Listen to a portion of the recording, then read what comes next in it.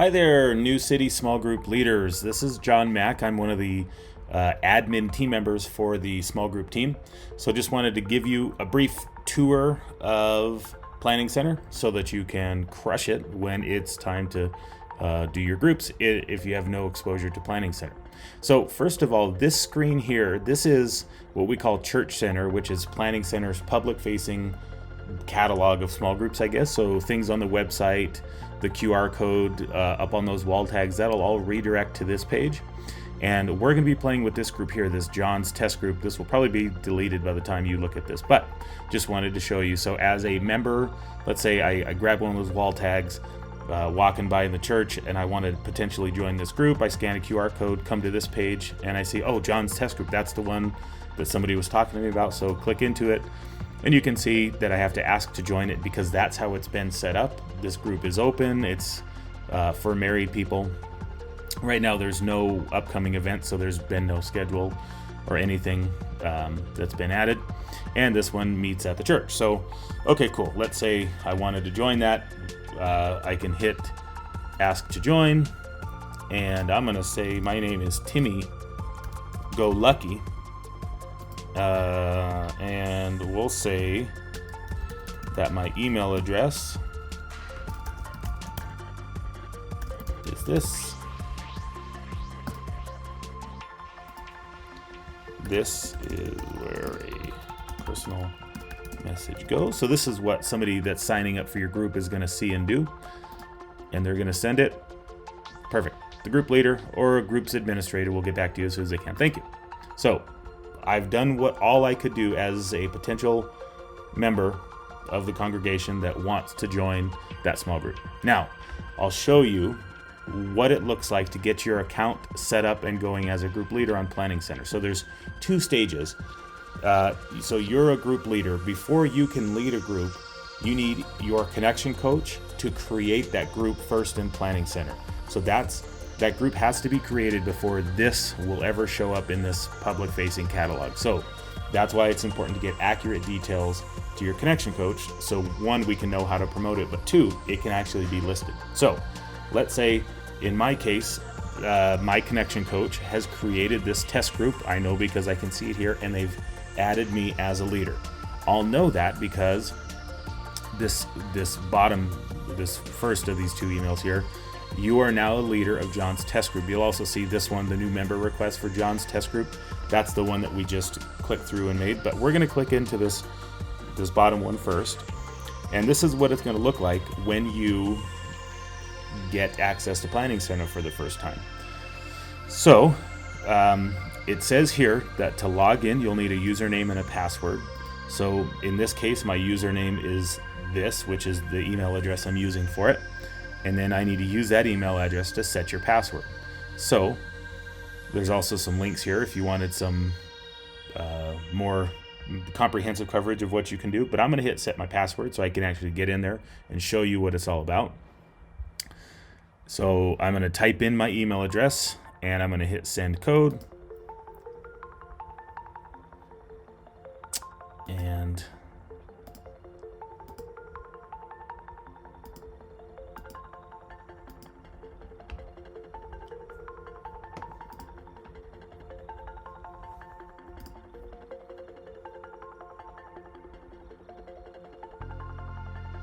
okay, so I edited out. It was about a 20 or 30 second wait to get this. So now I have this code 728944. I'm going to continue, and I need to set a password.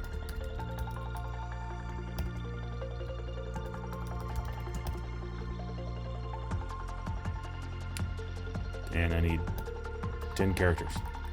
That's long. Okay. So now that I have created a password, I'm getting all sorts of emails, but I'm now into my group. So you can see John's Test Group, which is if you're leading multiple groups, they'll all appear here. So I want to show you the differences between what you can access as a group leader and what your connection coach can access. So I click in to the test group, And now I have all the details. First of all, the most important thing here is that you can see this very first, right in the middle of the page, group membership requests. This is that Timmy Go Lucky, that person that we wanted to add. So you can see that this is what I typed in earlier, so I can either add them or don't add. This is how the groups are going to be set up by default, so that people can't just sign up for your group. They'll have to request to be added. And then you'll see down here, this is where your roster will be. So I'm going to go ahead and add Timmy Go Lucky. And you can send him back a message. You can email him when that happens with all sorts of information. In this case, I'm just going to add him as a group member. He's not a leader. I could also reject him here if I wanted, but so I'm going to add the group as a member. And now you'll see that I am the group leader, and Timmy Go Lucky is now a group member. So this is where your whole list of people will show up. Now this is super important here. Let's say I'm gonna add somebody to this group. So I hit this add member button. You'll do this, every time you get a new person, or when you're first getting your group set up at the beginning of the semester. I'm gonna go ahead and add Alicia to this group. So you can see she's showing up here. There's a couple different Alicias, but I want the one, to me this looks like it has better info. So this is saying, do you want to add Alicia to this group? And also, do you want to notify Alicia by email? I don't want her to get confused and all these emails to show up, so I'm not going to notify her by email, but I'm going to add her. So if they're already in the system, that's how you do that. It's super easy. We already have an email address, that's how this is based, is on email. We have a good phone number, all this stuff, but I'm going to go ahead and take it a step further. Now I'm going to add somebody, let's say somebody who just shows up, JT Billy Bob. Obviously, I'm sorry if your name is JT Billy Bob, but I doubt there's anybody. So my only option is that I have to create a new person. So I'm going to hit that. And I get one shot here. This is super, super important. Super, super important. You get one chance to enter a correct first name and last name and email address. If you mess this part up, your connection coach is going to have to fix it for you. So I'm going to use another email address I have and create that person. Do I want to notify this person by group? Nah, same thing, but I'm going to add them. And that's it. So this person didn't exist, and now he does. You'll notice that I can't click and change any of this stuff other than his membership date, and that could be important for taking attendance. So if you needed to go back a few weeks, you can do that. So I noticed that I cannot click on any of these names. That's all I have access to. And so if you do need to change something, that is what your connection coach can help you with. Looking over here on the left, this is the members tab. This is kind of the basic one, and that's where you'll see the group membership request will be showing up here. Going down to the next one, events. This is where you go in and populate when your group meets. So we're going to do, let's just say, a super easy one. We're going to create a new event. In this case, it's just our small group. I'll call it weekly small group meeting. And today is Thursday, so let's do it beginning today from 5 to 7 is fine. And then this one is when it ends. So let's say you can also use the software if you had a retreat or something that was a weekend long, but in this case I want it to start on 9/3 at 5 p.m. and go to 7 p.m. also on 9/3, because I'm not doing a weekend event or something. And then this part here, the repeat, it's going to be every single week until, I'll just pick the end of December. So December 31st, which is also a Thursday, and we can say,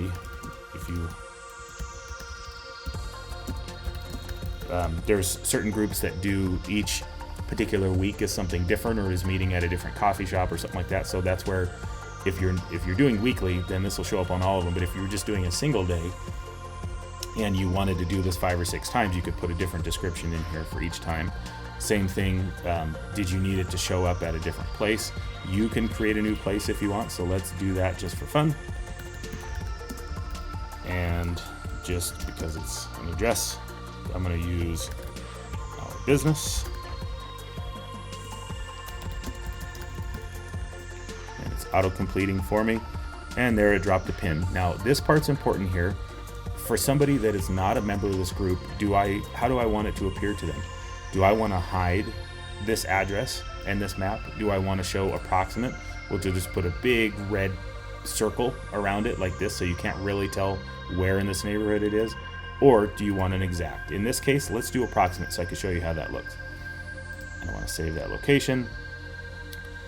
And I create this event. So now you'll see that it took us to today's event because it's saying, hey, you have an event today. If I click back on just this events tab over here, now you can see this little orange dot. All of these weekly meetings are marked. And once the date passes, you'll have an option here that says take attendance. And so it's very easy. Click in and just click next to the people where it went. So then over here, the third tab over on the left is resources.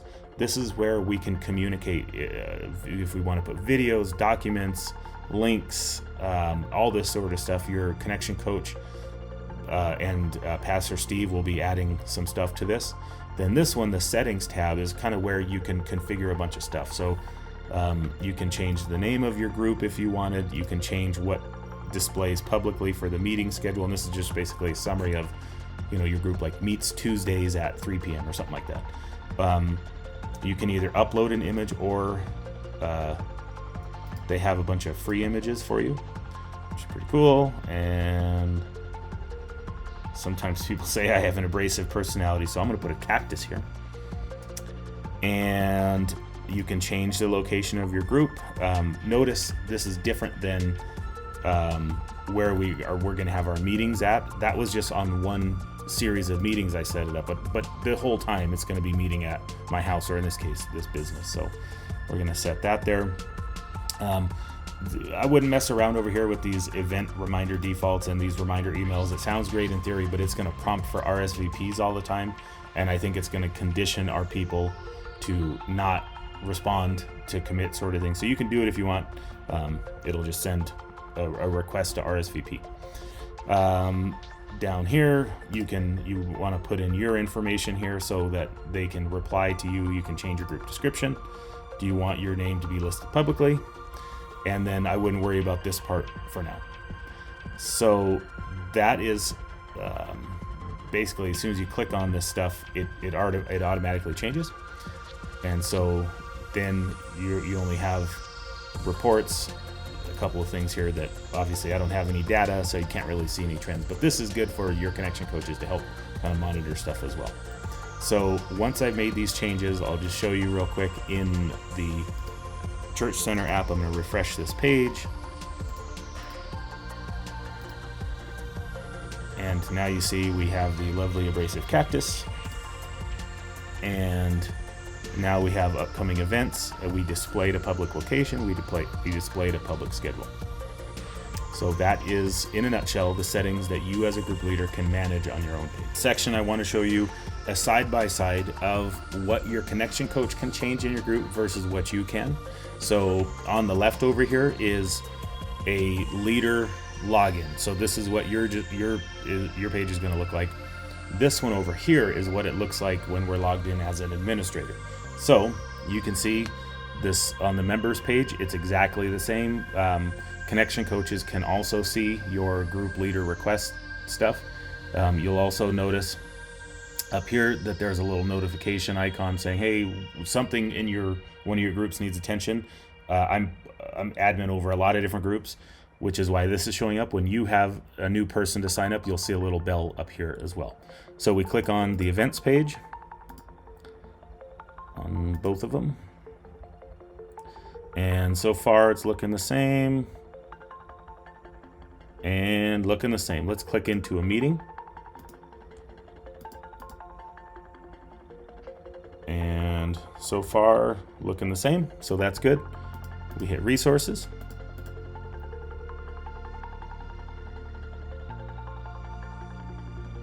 Looking good.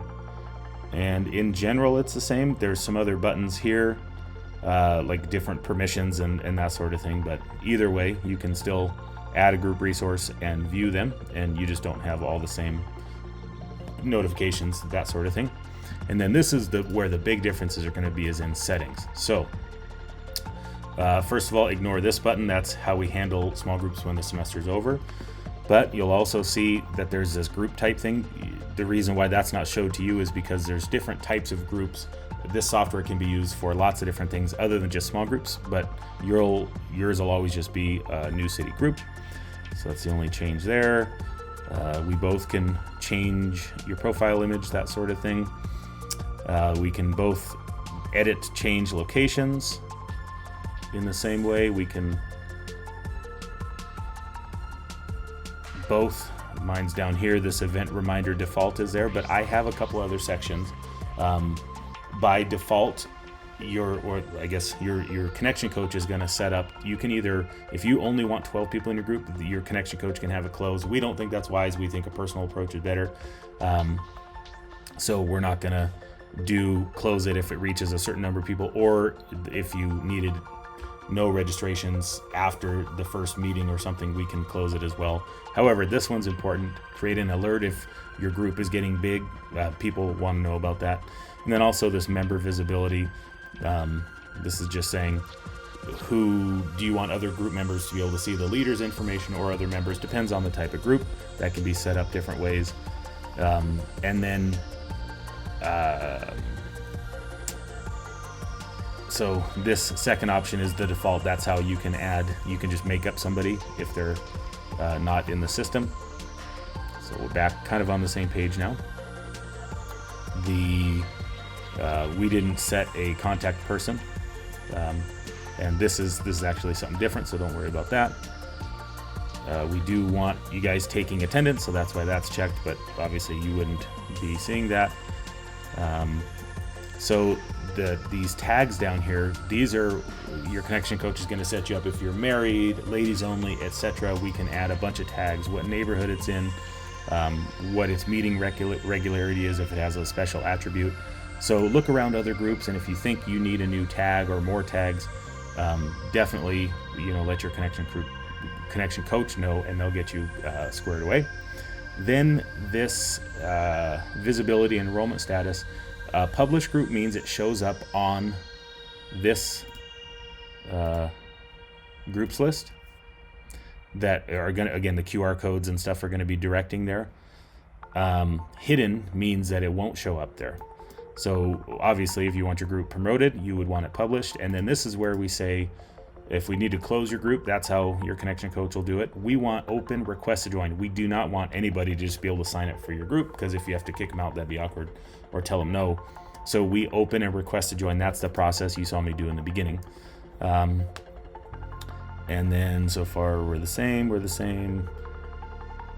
And then the only other option we have is list the event calendar publicly. So if we didn't want this group calendar showing up here, then we would turn that off. So that is the only other big difference here. And again, we can ignore this part.